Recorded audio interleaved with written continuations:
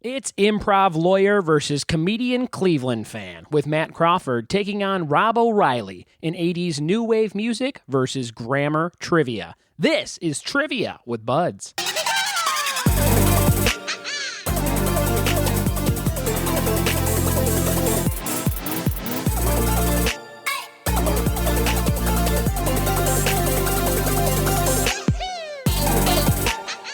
What it be, and welcome to another episode of the Trivia with Buds podcast. I'm your host, Ryan Buds. I'm a trivia host in Southern California, and I have an amazing episode of this show for you today. If you like 80s music, if you like correcting people's grammar, maybe you're one of those grammar Nazis that you hear so often about, you are going to love the questions we have coming for you in just a few minutes. This is the intro of the show where I kind of set up what's going on and talk about what's going on in my life before we dive into some pop culture trivia.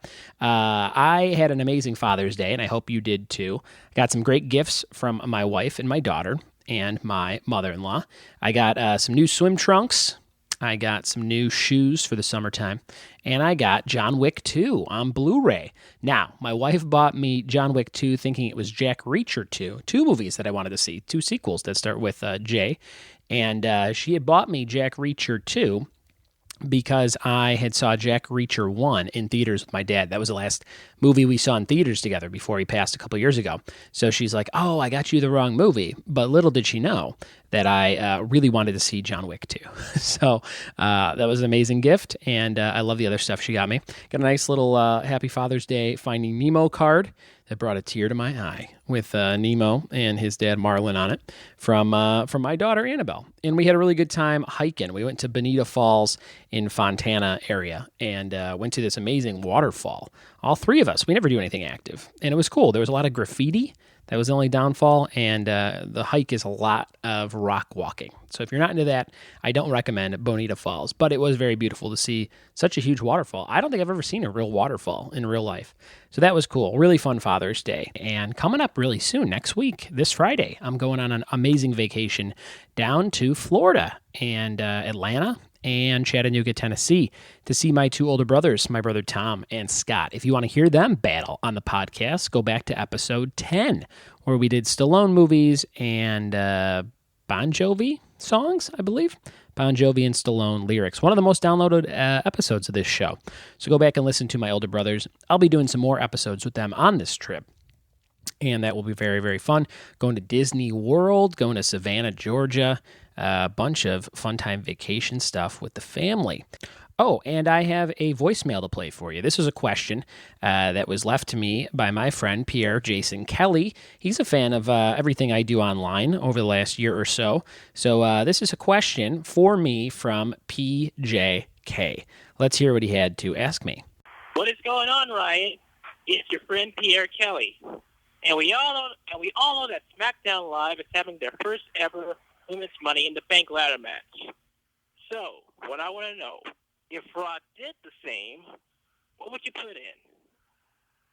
Once more, if Raw did the same, what 5 women superstars on the Raw roster, not SmackDown, would you put in? Thank you. A nice wrestling trivia question. It's not really a trivia question, more of like an opinion-based question.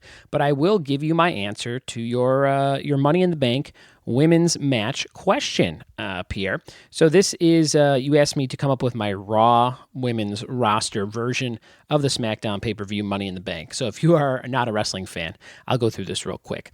They do 2 different brands, Monday Night Raw and Tuesday Night SmackDown, and there's like a roster for each show. So this past Sunday, they had the Money in the Bank pay-per-view, which was all for the SmackDown roster. So Pierre is basically asking me what my Raw women's lineup would be if they switched this and had the pay-per-view on the other branded show. So here are my picks, PJK. We got Nia Jax, who's become one of my favorites to watch. She's big, she's mean, and she's not like most girls. That's Nia Jax. I think she would be in the list. Bayley, of course. Everyone likes to watch Bayley. Lately, get her ass kicked. I'm not a huge Bayley fan, but I like what she represents. And my daughter, that's one of the newest wrestlers. She goes, oh, look, Dad, there's Bayley. So the kid factor is definitely working with as young as a 2.5-year-old. The next one I'd say is Dana Brooke. She's kind of come a long way in the last year or so.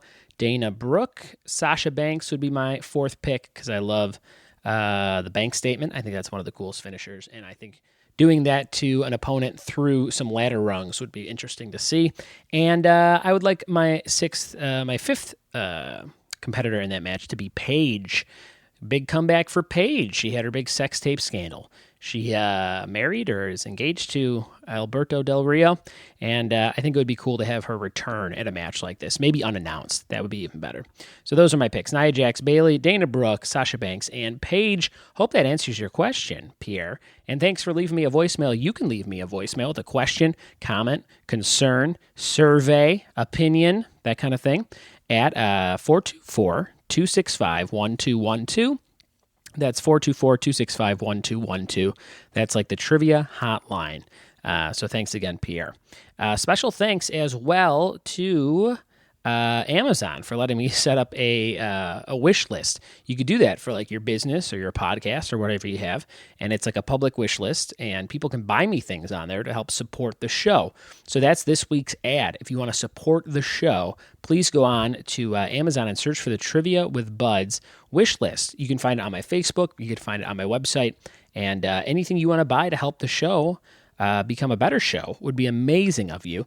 And I got my very first thing. You can set it to be a surprise, so you don't know when people are buying you stuff from the wish list. It just shows up at your house, and that's what happened today. I had a little package when I got home from work, and I said, Ashley, what's this? And she said, I don't know. Looks like it's for you. And it is a Rockstar auxiliary cable.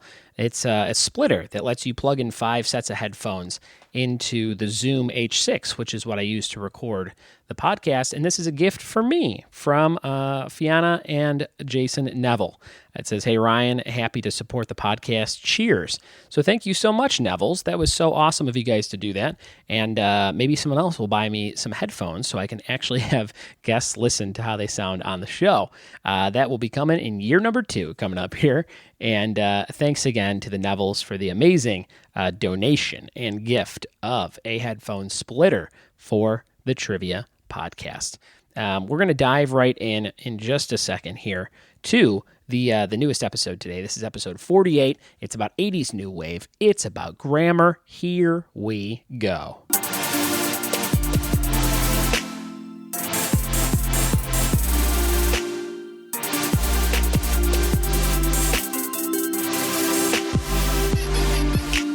Sitting here on a rooftop in Glendale, California with 2 co-workers of mine. We may have started recording this 5 minutes ago, and then right when I hit record, someone died, and an ambulance or a siren or a fire truck went by, and it was super loud, and I said, let's just go back. So we're doing it again, and it's beautiful. There's birds chirping. It's sunny. Everyone's ready for vacation, and I got 2 friends of mine from work. And there's one right now with their car. Two co-workers, Mr. Matt Crawford and Mr. Rob O'Reilly. How we doing, guys? Doing well. How are you, Ryan? Good. Thanks for a beautiful day. Yeah, thanks for deciding to do the show. You had somebody else you were going to go against, and they dropped out last minute. They said, I don't think I'm up for the challenge.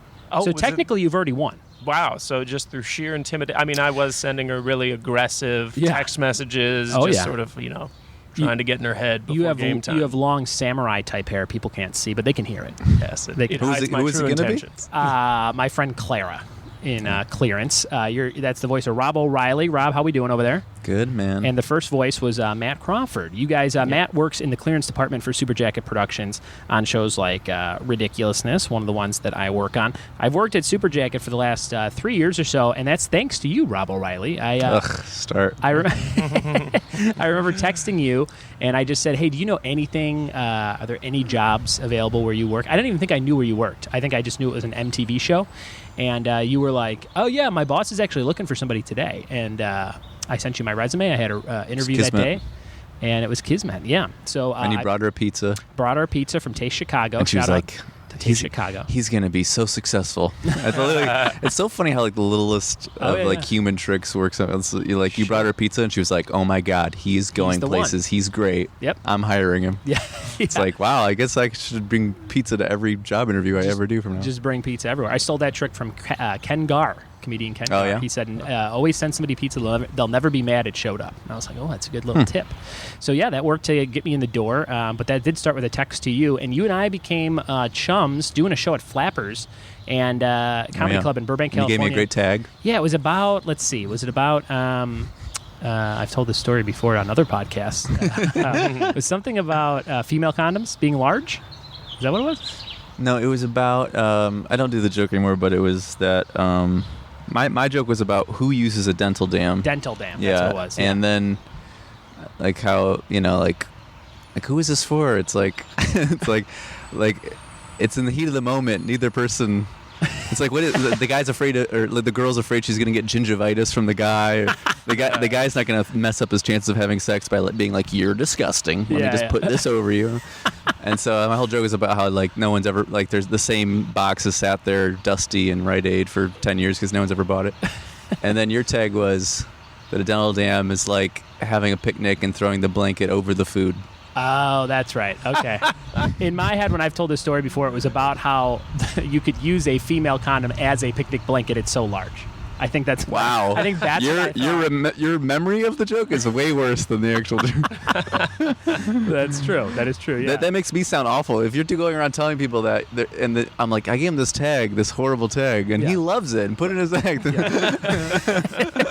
it's like, wow, I guess... any joke will do for that guy. Any joke will do. Well, thanks, man. Thanks for getting me in the door. And now we're out the door, and we're on this patio, and we're going to do a little Can trivia. we also just mention real quick that you promised me when I helped get you the job, the interview at least, that you would name your firstborn child after me. Sure, Robert That was Riley a running Butts. joke. And then we found out it was going to be a girl, and I said Roberta.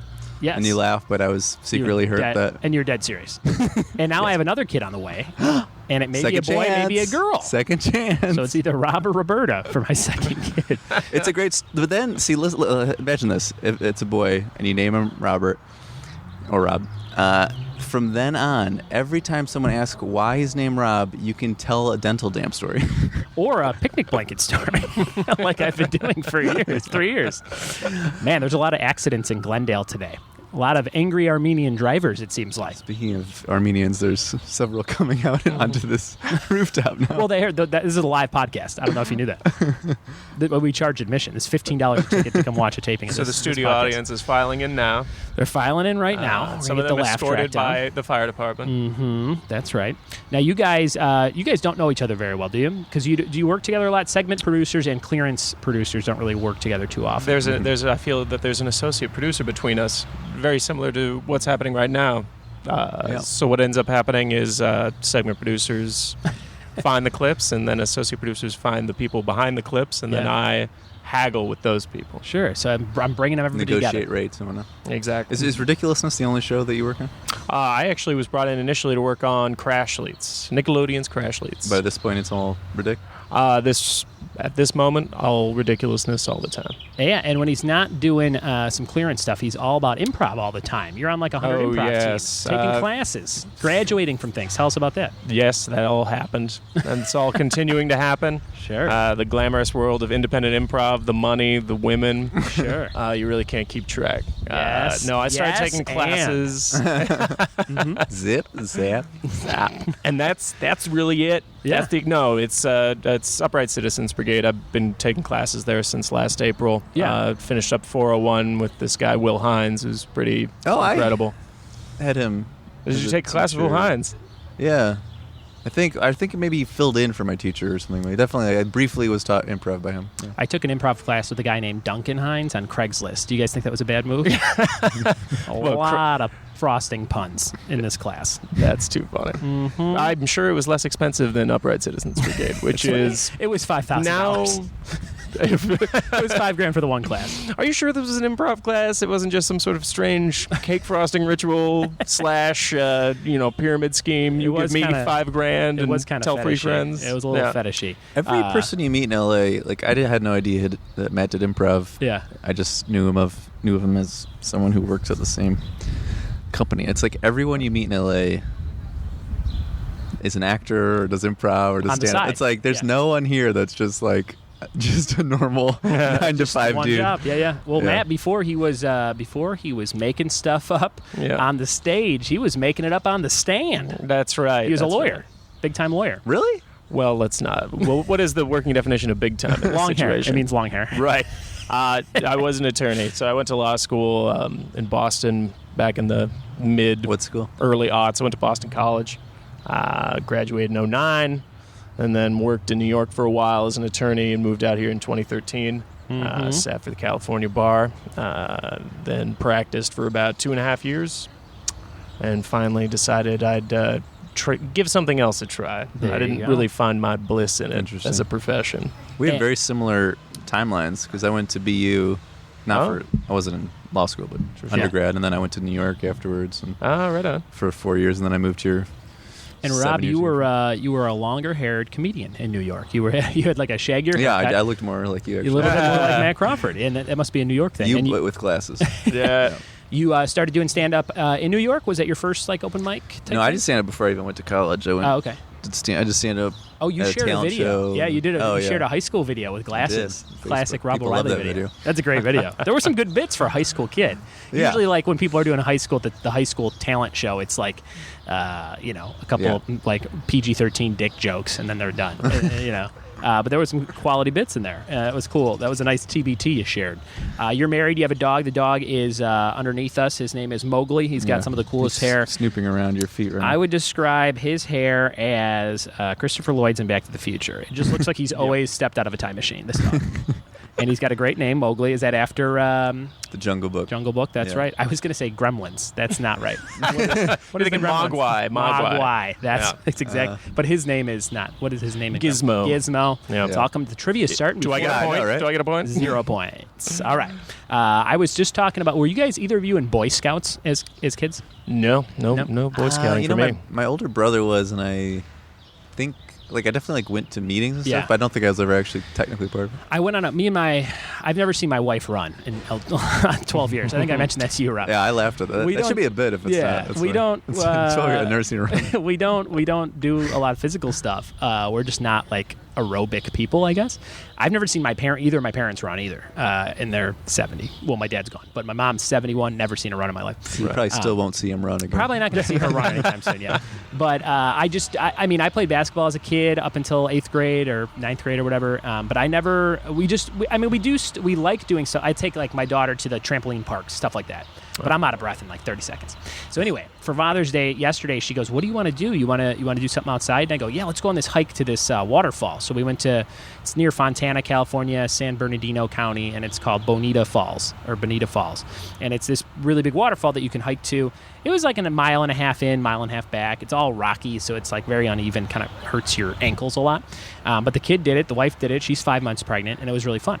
But at the end of it, when we were coming home, she goes, "Man, we should do like stuff like that more often, maybe at least once a month or like once a week or whatever." It's like, that'd be great. And then I was like, I want to do all the Boy Scout and Girl Scout type activities, but I don't want my kids involved in the organizations. So it's like, I need your help as a lawyer to trademark Bud Scouts. And I'll just have like all my friends' kids come over to my house and we just do like fun shit. And then stuff that I never learned how to do, like that you should learn in Boy Scouts, but more in like, it's like a homeschooled version of Boy or Girl Scouts. So what would are you your do? guys' thoughts? What's an example of something you do? An example of something we would do: hike to a waterfall. Got the badge for that yesterday. No, I don't know. Like learn how to tie knots or something. I didn't do like. I was the last of 5 kids, so I felt like my How is parents this were kind of different like than Boy Scouts? that they just don't have to be in the organization. It has your last it name has my name. replacing the word boy. Here's the sales pitch. Yeah. It's exactly like Boy Scouts. Yes, However, it's not. it's not. So it's exactly like another organization, It's a but little- with my name on It's it. a little bit lazy too. I think your sales pitch should be, it's like that other organization, except we have no history of molesting children. Yeah, that's that. Or discriminating against people because of their sexuality. and free cookies all the time. There's There no will be selling of Now I'm cookies. starting to think there's there just is a sexual deviance going on. The way you said free cookies, I'm Yeah. starting to think maybe there is free something. cookies and no background checks. Starting to wonder about your sales pitcher. An organization with my name on it. where I just take care of all my neighbors' children and give them cookies. No? Bud Scott. And they get badges. We go to a waterfall in a windowless van. No? You don't want to give me your kids? It's $1,500 a month. You guys don't want to do this? All right. Me and Duncan Hines will split the costs. Duncan Hines. It's improv / that'll be the improv badge with Duncan Hines. Dude, Duncan Hines sounds like that guy who runs that competitive tickling organization that turned out to be just making the documentary. Tickled. Oh, boy. Yeah. We're getting into some deep topics. We haven't even gotten to your topics. Let's talk about a little bit of the things you guys gave me here. These are Rob's topics first. You guys each gave me 5 topics. Rob, you gave me more than 5 because I asked you for more because some of them we had done before. But these are your 5, and tell me a little bit about each of these. The first thing you said, current NBA. You love watching basketball. You just watched the Golden State Warriors win the championship. Yeah, don't remind me. Well, I'm a Cavs fan. You're a Cavs fan. That was one of mine as well. Is that where you're from originally? Yeah, I lived in Cleveland starting age 7. Sure. Cleveland, one of your other topics was Cleveland Browns.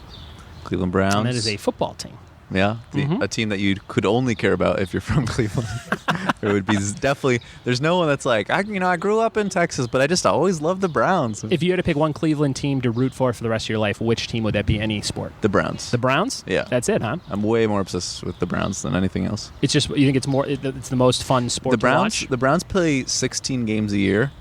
Never more because they never make the playoffs. Never more. And I listen to 300 podcasts a year about the Browns, about who they might draft, not then who they did draft, and how the practices are going. Sure, I'm getting into that nerdy realm with wrestling, where I'm listening now. I just started listening to a wrestling action figure podcast called Fully Posable, and it's 2 brothers who just talk about toy hunting and like, I found this one at this Walmart, and they didn't have this thing, and then I went to this place, and then they just tell the stories. I'm like fascinated by it. Crazy. I don't know why, and I'm like a little bit of a collector, but not nearly as much as these guys. But I like listening to them nerd out about it. That's funny. Do you have anything weird like that, Matt? That like law improv podcasts that we don't know about? I mean, I think he got away from law, right? But I keep the toe in with my law podcasts. I end up listening to just an unseemly number of politics podcasts. But there is one I really love called The Dollop. The Dollop. Just an odd, obscure sort of event or individual from history. Okay. And then dissect it. The host of the show has his good buddy. They're both comedians, Gareth Edwards, and I can't remember the other comedian, but don't recommend too many podcasts. I'm pretty sure people are like clicking off of this. I know. one. This is like recommending a podcast. Wait, on that's a way better podcast. Is a sure way to get somebody to stop listening to a podcast. So I'll just let me look that up right now. Obsessions I have. I'm a big Buffalo Bills fan, and why would somebody who grew up in Los Angeles, California, root for the Bills? Yeah. Just bad luck. Because they're a long-suffering franchise. At least they've been to the Super Bowl. Wait, so you're an actual example of the joke I just made? I am There's actually no a such living thing as, embodiment of because that. the Bills are pretty much the same. Well, that's not true though. The Bills had success in the. They haven't been to the 90s. playoffs quite literally since the year I started rooting. They went to 3 Super Bowls in a row, right? 4 consecutive Super Bowls in the early 90s. I rooted for them each time, only to see them fail, and then became a big fan when I started college, having lost both of our NFL franchises here in Los Angeles. And they have just been totally snake bit. You guys, I found a Defining Moments Macho Man Randy Savage figure at a Walmart in Upland, California the other day. And man, was this thing rare. That was my version of what you guys were talking about. Yeah.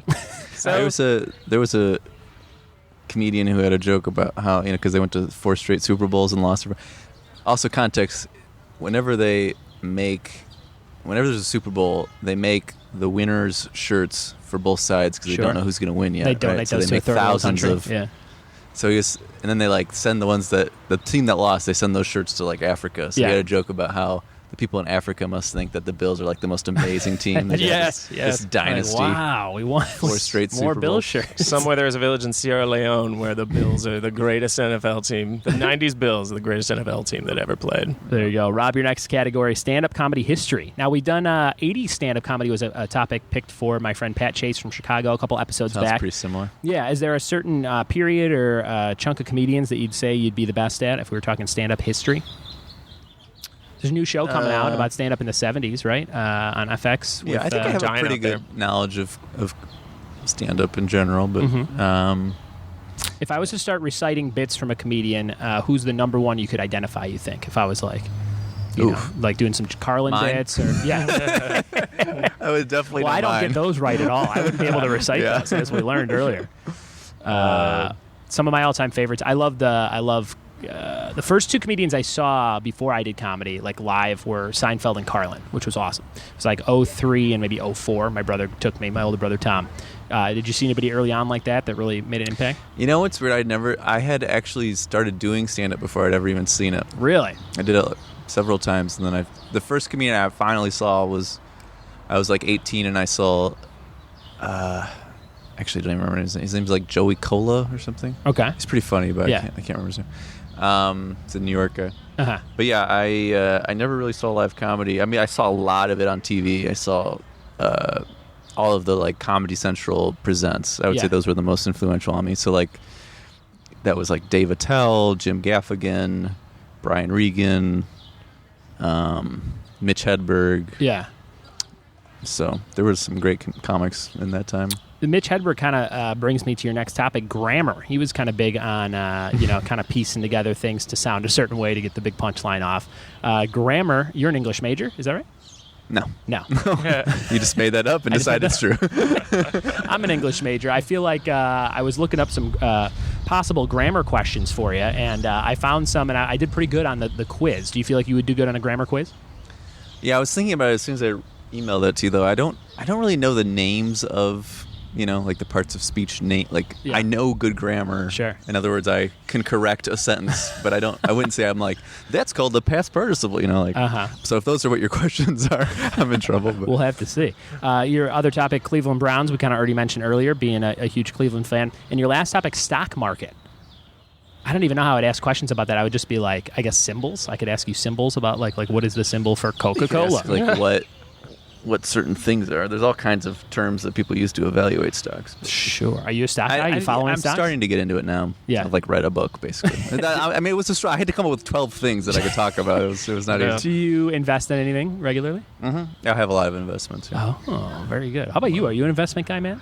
The second he mentioned stock market was a topic, I was thinking to myself, I immediately thought of BoJack Horseman, that line where there's a character who's just 3 children piled on top of one another in a coat. Yeah. And his name escapes me, but at some point his girlfriend asked him what he did today, and he said, I went to the stock market. I did a business. So that's my relationship with the stock market, or the extent of my knowledge of it. That's me too. I took a class, some kind of intro to business class, where we had to follow stocks like for fun, like for the class, and I got really into it, and I'm like, I should do this in real life, and I never did. I have an IRA. I have an IRA, yeah. I invested it in some stocks, and almost all of them tanked, except for Alibaba, which actually has been doing really well lately. So I got that going for me. With an IRA, you can manage it yourself, or the bank manages it for you? Is that what happens? I don't do anything. It grows up like $1,000 a year. Yeah, I mean, I can invest mine independently through the website, through the company that I have my IRA with. It's an Irish group that's always blowing up English people. Yeah. That's what the IRA is. Right. So this is a podcast about female prophylactics and stock advice, is my understanding? All right, Matt. Well, let's get into your categories. Maybe they are as sexy as what you just said. The first one, Mr. Show with Bob and David. Oh, yeah. Big Mr. Show fan. Oh, absolutely. I got an opportunity. Be able to steal some points. Oh no. The DVD. See, I was picking categories that I thought would stump my previous competitor, who as a 24-year-old woman probably has a vastly different frame of reference from me as a now. Oh, I was the nearly replacement? You were the replacement? Oh, I'm sorry. I thought you were saying he was, yeah. I loved. I never watched it when it was on, but the DVDs came out in like 2003, I want to say, and I think I bought it blindly. I worked at Best Buy, and it came in, and I was like, "This looks funny," and I just bought it. And that was before like you would read on the internet about certain things that you didn't know about. You know what I mean? Yeah. So I just bought it blindly, and I was like, "Oh, this is pretty funny." And I actually made notes. I would mark all the sketches I liked on the DVD because it had the list of sketches per disc, per episode. So I'd put a dot if I liked it, or an X if I thought it was not funny. Right. And most of them were dots. So I was a big Mr. Show fan early on, and it was cool to collect those as they came out. But I've gone back recently, and I found that I don't like the show as much. No? It's still classically funny to me, but like I'm kind of quicker to fast forward stuff that I used to sit through, if that makes sense. I understand that. I mean, just generally comedy ages poorly. But did you guys watch the new version? I did watch the new episodes, and I thought it got better as the series went on. Yeah, I think I kind of gave up after 2 episodes. Made me like die with laughter. It was Yeah. the one where they're making fun of like the Larry the Cable Guy on an ATV selling like indigestion commercial. Yeah. Oh, yeah, And yeah. it comes off of a sketch where he's a pope, so he's like dressed as a pope, and he's like, with this medicine, I can eat whatever the fuck I want. Am I allowed to swear by the way? Yeah. He's like, yeah, like I'll eat a fucking hot dog, and then fuck it, I'll take this medicine. Oh man, they were. I don't know. Yeah, they have some of the best swearing in TV history, I think, which is funny that you brought up that swearing. But like where they're doing the big, it's like a burger ad in the original Mr. Show, and he's like, "It's so big, it's fucking great." And Brian Posehn takes a bite of it. I used to think that was great, and they're like, "There's a little too much swearing in these commercials for these products." And a side note about that, in that sketch, they're holding burgers without buns because they couldn't afford or find buns, like to film the sketch. Oh, wow. So The like commentary? in the Mr. Show book or the commentary, they're like, if you look, we're just holding like all the ingredients of a burger with no bun, which is great. So go back and look for that. But yeah, that some of my favorite sketches of all time. I love Van Hammersley, the pool playing. You can get your GED by pool tricks. Yes. And he's like, Yes. wham, bam, and that's how we get nitrogen. And he does the clap. Oh, that's some of my favorite shit. There's one episode that I remember like thinking was really amazing. I remember it's the one that had the sketch where there's a police interrogation. Yeah. And he's like, they have him hooked up to a lie detector machine. They're Sure, like, Paul F. Tompkins. Just say something that's, definitely a lie in order to calibrate the machine or something. And then he like says these like insane things. And he's like, yes. Yeah, they all have you ever to. derailed a train with your penis? And he's like, yes. And it's not a lie. And they're like, wait, what? And then Paul F. Tompkins goes to test it. So he hooks up to it and he goes, and they're like, okay, just say something that's lying. He's like, my father molested me. And he goes, breakthrough. And they're like, oh, cool, it works. And he's having this horrible moment. Yeah. Your next topic, 80s new wave music. Oh, yes. You got some favorite bands, favorite songs? Oh, I'm like any sort of child of the 80s. I was definitely listening to like a Flock of Seagulls and Gary Newman when I was... You could do a wicked Flock of Seagulls right now because you got that hair. It's what I've been aspiring to ever since I was just a wee one. I was born in 82. So I clearly wasn't listening to it right out of the womb. But by the time the 80s were over, my favorite band was... like so many, I became nostalgic for them almost immediately when they came to an end. Your dad is the lead singer of The Cure, is what you're trying to say. My father is Robert Smith. You can tell from my ghostly pallor, my affection for Aquanet. I just thought it was a fascinating moment in sort of music history. Came after punk and... or like new romantics, sort of different elements of it, no wave and post-punk, and, British elements, and here in the States you obviously had a variety of bands, and I feel like it's one of those things on Spotify, I get recommendations for new groups from that era all the time.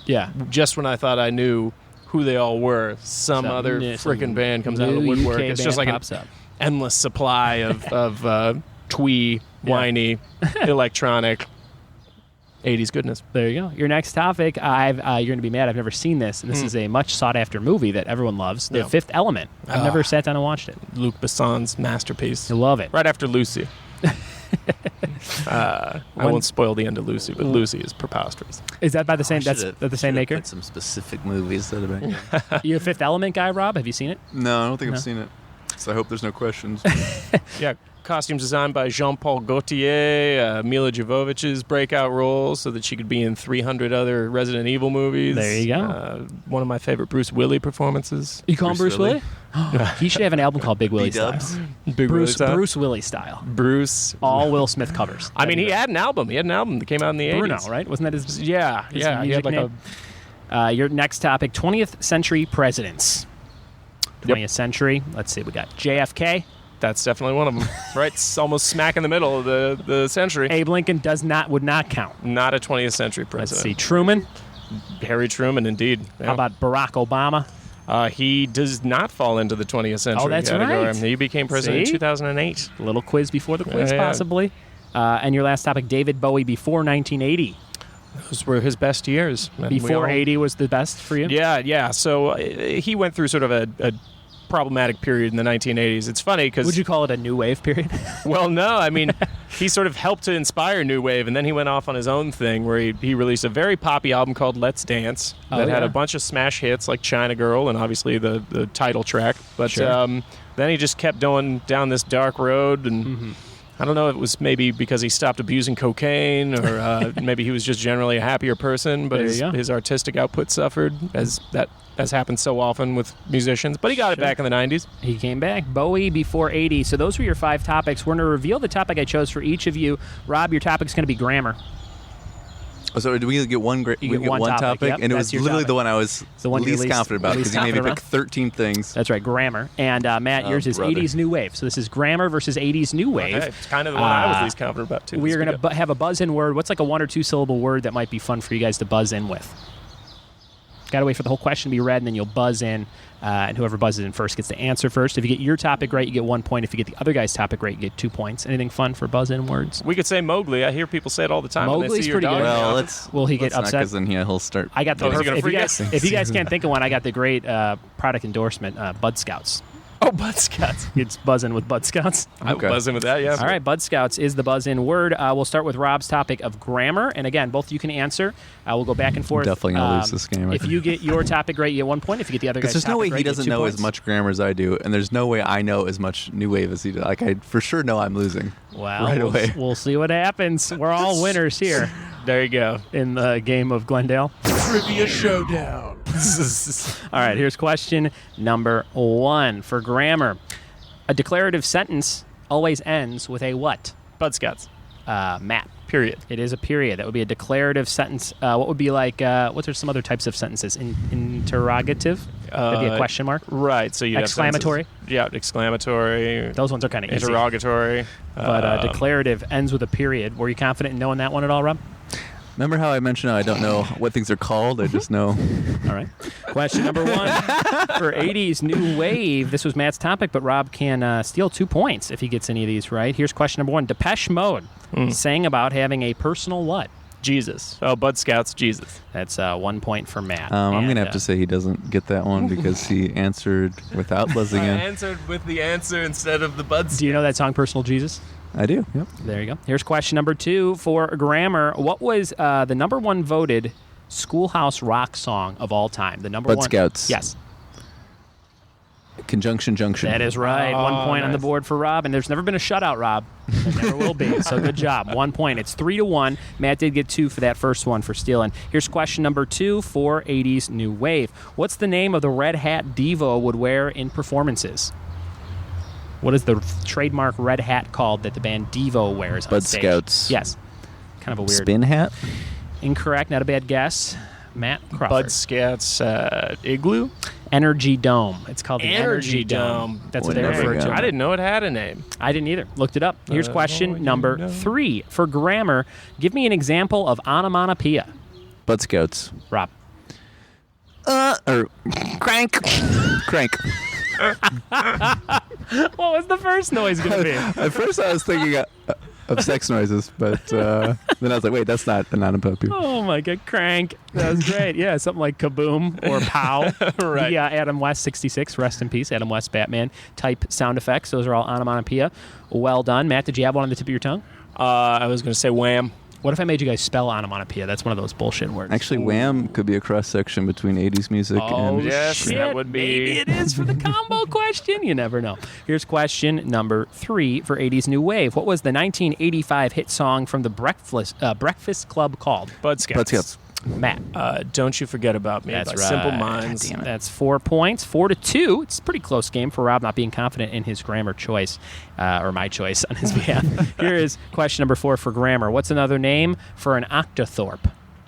What's another name for an octothorpe? Any guesses? I'll give you a hint. It is something you would find on a keyboard. Bud Scouts. Yes.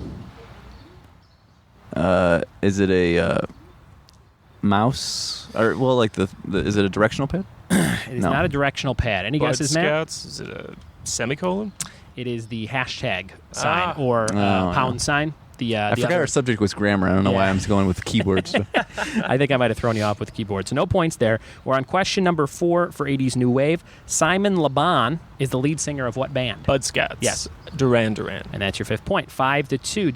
Duran, is that a favorite group of yours in terms they've of got 80s some New great Wave? ones. Wild Boys, Hungry Like a Iran, Wolf. is that their big song? No. No, the big song by Duran Duran. Well, it might be Hungry Like a Wolf. probably. Or The Reflex, that's a great one. I feel like The Wedding Singer made a lot of these songs popular again when The Wedding Singer came. For sure. Have you guys seen Adam Sandler's been doing like hour-long sets around town?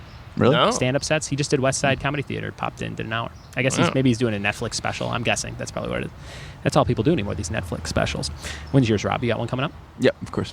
What's the title of that? Bud Scouts. It's actually it's kind of weird. I didn't want to It's almost like rain he's on your taking, parade. I was actually trying to discourage you from starting Bud Scouts. It's almost like he's taking improv with Duncan Hines. That's like 101. Just dive into the last callback. Here is question number 5 for... Oh, wait. No, question number 5 for grammar. Now, I'm turning this one on its head. So even if you... I think you're going to like this one, Rob. I think you're going to know it. What X-Men character did Kelsey Grammer play? Bud Scouts. Yes. Beast. It is Beast. See what I did there? 3 points. 3-5. Keeping What did it it have to do with interesting. grammar? Oh, His last name's Grammer. Kelsey Grammer. Yeah? All right. This is number 5 for 80s New Wave. Number 5, finish the lyrics to Rock Lobster by the B-52s. Bud Ready? Scout. Well, you got to finish the lyrics. Okay. All right. We were at the beach. Everyone had matching blank.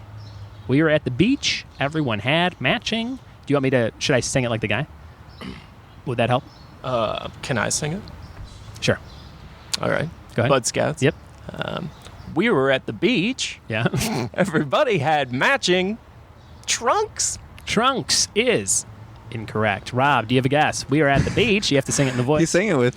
I actually thought he was going to be right because it seemed Yeah, he kind of seemed confident. very fucking confident. I know the tune. I just don't remember the We were lyrics. Bud Scouts. We were at the beach. Everyone had matching tops. Oh, I thought you had it. Towels. Oh. It is matching That's towels. fucking what I was going to guess You were first, gonna and then he guess? went, and I forgot what my guess was. It was matching towels. So Matching close. towels. So close. Here's question number 6 for grammar. God damn it.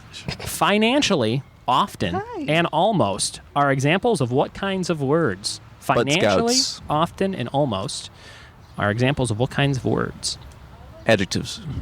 Incorrect. Any guesses, Matt? Can you repeat the question? Financially, often, and almost are examples of what kind of words? Oh. Can I buzz in again? Only one answer per question. I don't got it. Adverbs. I meant to say The adverb. ly. LY. Yeah, the ly is a big one, and then often and almost don't end in ly, but they are also. Tricky. Adverbs. Here's I question really should have number gotten that one. 6 for 80s New Wave. hi. The Eurythmics were made up of Annie Lennox and who else? Oh. The Eurythmics were made up of Annie Lennox and who else?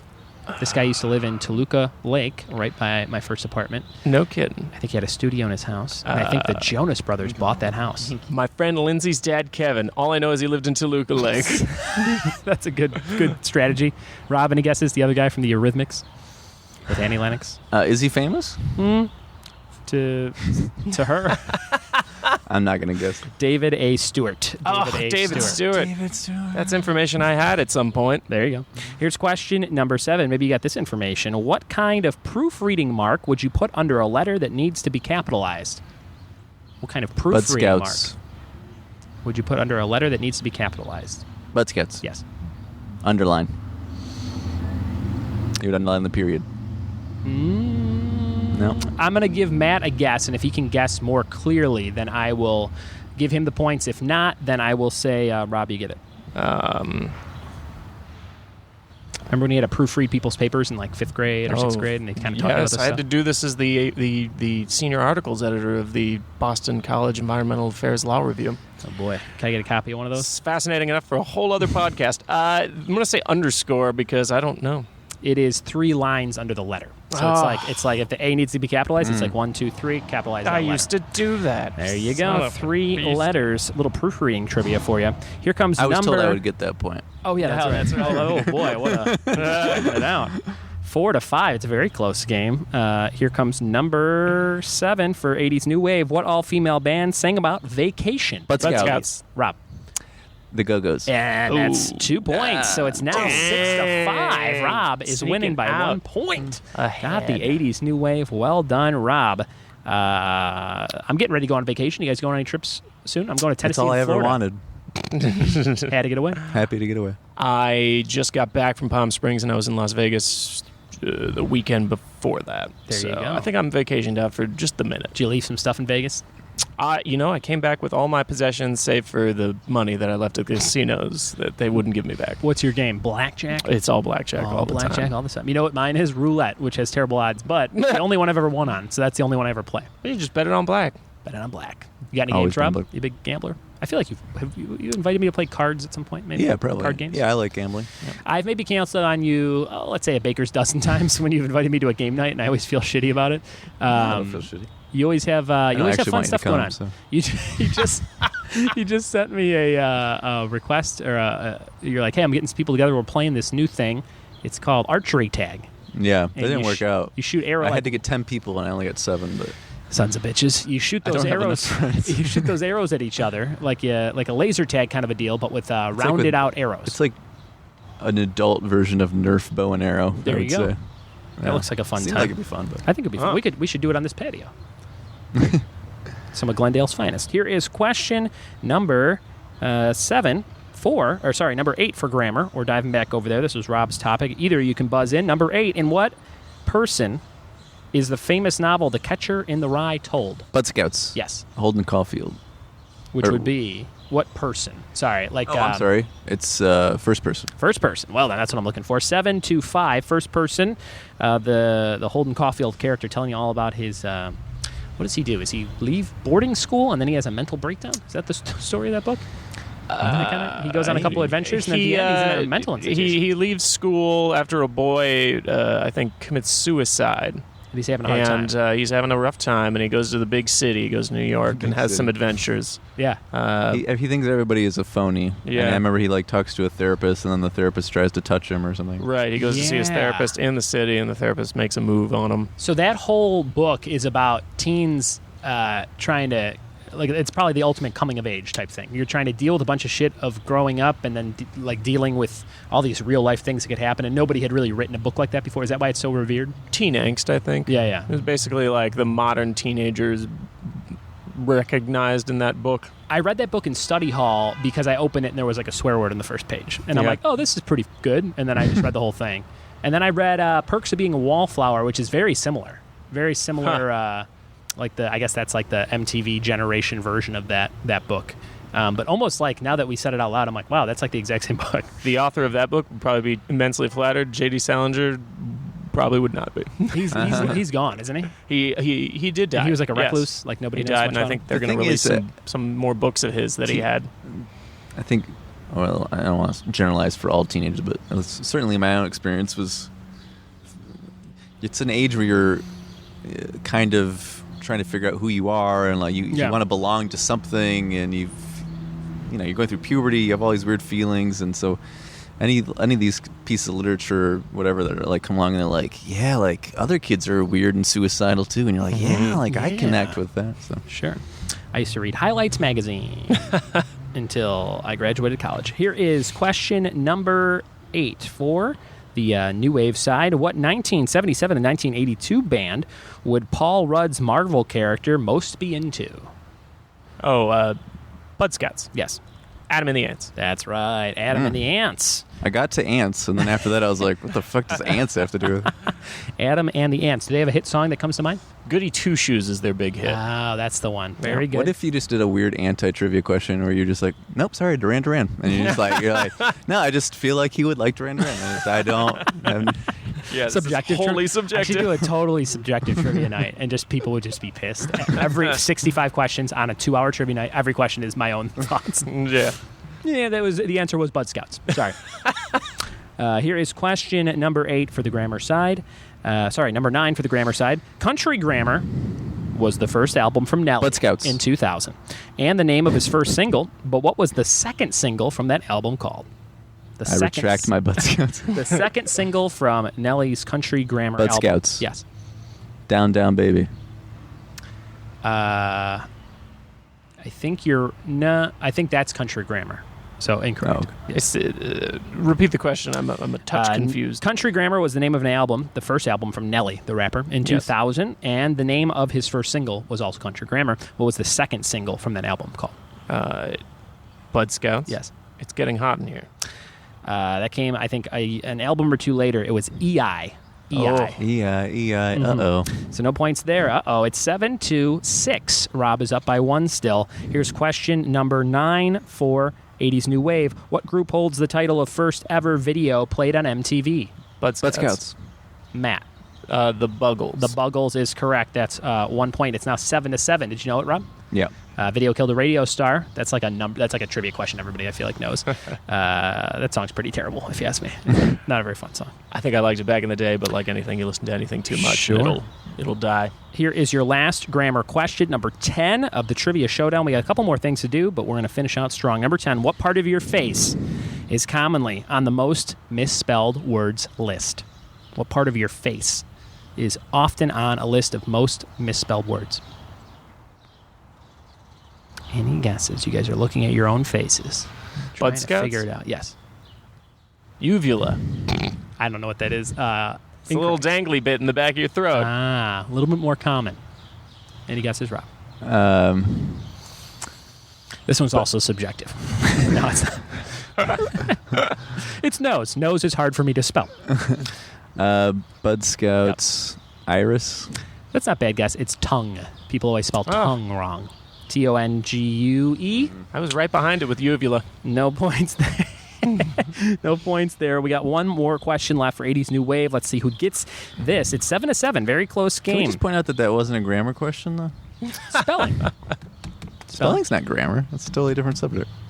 Isn't spelling? Maybe I was thinking English. You just went on your own little tangent there. They're holding daggers to each other's throats. I demand here. a new question that involves grammar. Okay, Nelly's third single was called...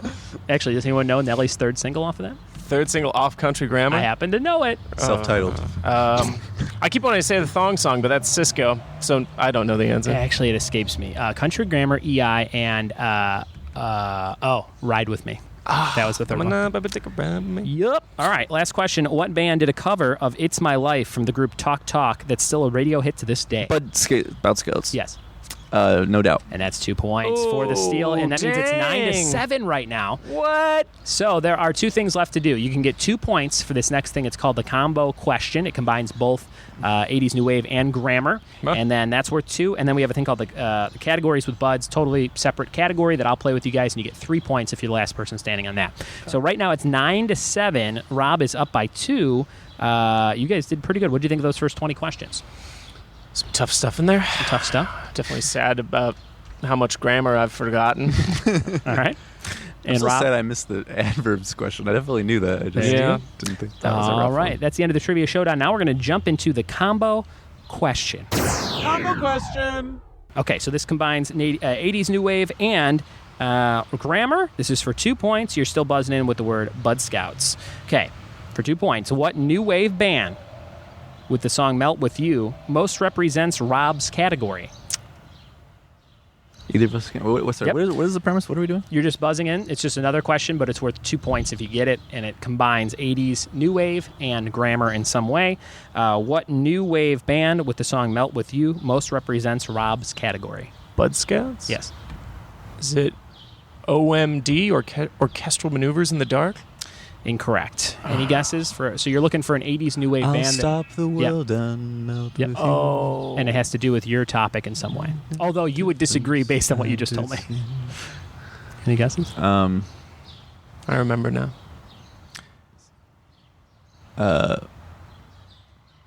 Anything? Spelling. Who could forget the hitman spelling? Can I Tory say spelling. Can I say for no points? Yes. Modern English. Modern English is the name of it. Like I said, you might disagree because you said grammar is not English. Yeah. Okay, so no points there. It's a subset. No points. Subset. No points there. It's still 9-7. So Rob's still up by 2. This last thing is worth 3 points. So it can still all come down to this if you're the last person standing. Now this has nothing to do with either of the topics you told me, but it was one of Clara's who canceled. So I thought that this would be fun. So I'm going to play with you. I'll kick it off. We'll move to Matt and Rob back to me. All I have to do is name something from this category. This is called Categories with Buds. Categories with Buds. And the category is Disney villains. Okay, Disney villains. Okay, so I'm going to kick it off. I'm going to say Ursula from The Little Mermaid. What do you got, Matt Crawford? Jafar, Aladdin. Mustafa is actually incorrect because that's his dad. God damn it. I'll give you another shot. How about that? Okay. Disney villain from Rob. Disney villains. You can tell I know them really well. We'll give you 3 seconds, and then it'll be down to me and Matt if you can't think of one. Nothing? I'm going to say, now that it's down to me and Matt, I'll say the one that I think you were trying to go for, which was Scar. Scar from The Lion King. You got any more, Matt? Hades from Hercules. Hades from Hercules. I'm going to say Lotso Bear from Toy Story 3, the strawberry bear. It's the bad bear. Oh, okay. Then I will say Adulthood from Toy Story 1. Adulthood? No. Hold on. That was a joke. Let me get one more try here. All right. Disney movie. I got 2, 3. My kids watch all these movies. Yeah, right now. wait. You have a daughter. This is a terrifically unfair category to my childless self. Let's say...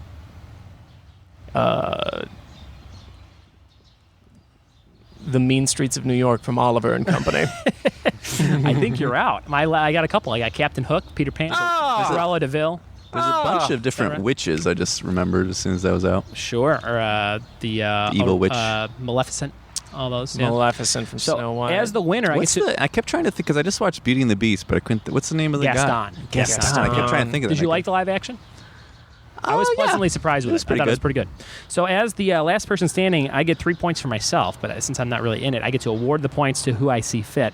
So let's see, it's 9-7. I'm going to give 1 to Rob for effort and 2 for Matt. So that makes the final score 9-10. So Rob happened to win by just 1 point. That's what it all came down to. Thank you. Wait, wasn't I up by 2? Right now you have 5, 6, 7, 8, 9, I get it. and then 10, and then 5, 6, 7, 8, 9. Thank so you. it was a very close game. Couldn't have been any closer. Well done, guys. Did you have fun? Oh, yeah. Thanks for sitting out with me on the patio, enjoying the chirping of birds and sounds of people crashing in Glendale with their ambulances and fire trucks coming. Anything you guys want to plug before we get out of here? Anything, follow you online or any fun shows or websites or anything like that? Let's see. If you ever want to see what my life is like, you can go on Instagram and check out Tragilarious. It's tragedy and hilarious, bound together as one. Former lawyer Matt Crawford and Rob O'Reilly. Where can people find you online? At Rob O'Reilly, ROBOREILLY. Very good. Look for pictures and posts about his amazing dog Mowgli and all his comedy shows around That's town. mainly what you should go there for, to see a picture of Mowgli. And to sign up for Archery Tag. We'll see you next time. Thanks, guys. Oh, man, that was another close match. I know I say that every week. It was a close match, but that actually was a close match. Rob O'Reilly winning by 1 point. He was a last-minute fill-in. I went around the office. I go, I need somebody to go against Matt Crawford on this podcast. Who's down? Rob stood up. He took the challenge, and he won that challenge. Check out Rob O'Reilly and Matt Crawford wherever you can find these guys online. They are very funny friends of mine, and they will be funny friends of yours very soon. Check them out, and you know what? I'm going to help you get a job. Since we talked about that, we talked about how Rob got me into Super Jacket and helped me have a career in entertainment and the television industry for the last 3 years. I would like to help you get a job. That's right. If you need help with a resume or getting your resume to somebody, send it to me. I want to take a look at it. If you have questions about working in anything, I have a little bit of experience starting a business, working in television, kind of working my way up the ladder, doing extra work when you first moved to LA, all that good stuff that I've talked about a million times on different podcasts that I've been a guest on. I'd be happy to help you out with something. I can't guarantee anything's going to happen from it, but I can give you a little piece of my mind to help you get to the next spot. So shoot me an email, ryanbuds@gmail.com. With the subject line, help me get a job, buds. How about that? Help me get a job, buds. Send me an email, and I'll see what I can do. Hey, never hurts to take a look. So that's my challenge for you this week. I have another challenge, too. It's called the Listener Quiz. We have 3 questions that I pick randomly to ask you, and then if you get it right, you just have to tweet or message or Instagram or Facebook me or email me the answers to these questions, and you'll be entered in a raffle to win a prize. What is this week's prize, you ask? It is a sticker from my my good friends.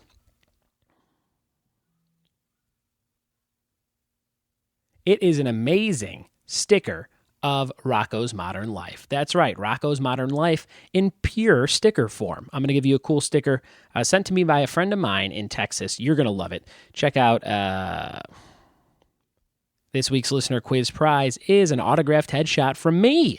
I do have a ton of headshots that I need to get rid of, and I'd love to write a nice catty message on there for you. So you're going to win a headshot from me if you are this week's listener quiz prize winner. And what I want you to do for this week's listener quiz is I want you to give me 3 Simpsons characters who have died on the series. Now, there have been a handful. I think there's more than 3, maybe closer to 5, 6, 7, something like that. But give me 3, maybe your 3 favorites, if you only know 3. Your 3 favorite Simpsons characters who have passed away on the show. Send me those in the form of any kind of social media post, tweet, or email message, ryanbuds@gmail.com, and you'll be entered in a raffle to win my headshot. We have a trivia hotline that I mentioned earlier. It's at 424-265-1212, and you could leave me a voicemail anytime you want. I'll play it right here on the show like I played Pierre Jason Kelly's at the beginning. And we have that Amazon wish list. So again, thank you to the Nevilles, all the way back in Illinois, I believe, for sending me the amazing Rockstar Auxiliary Splitter for headphones.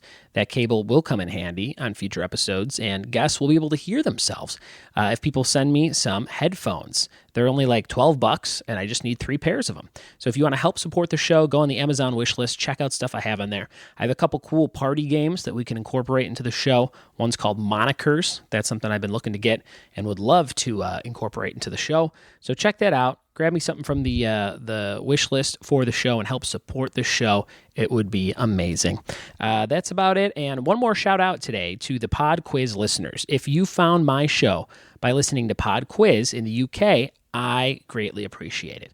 I did a little segment on that show a couple weeks ago, and man, every day since then, it's like my numbers have just shot up. Like 400 downloads, 5, 6, 7, 800 downloads a day.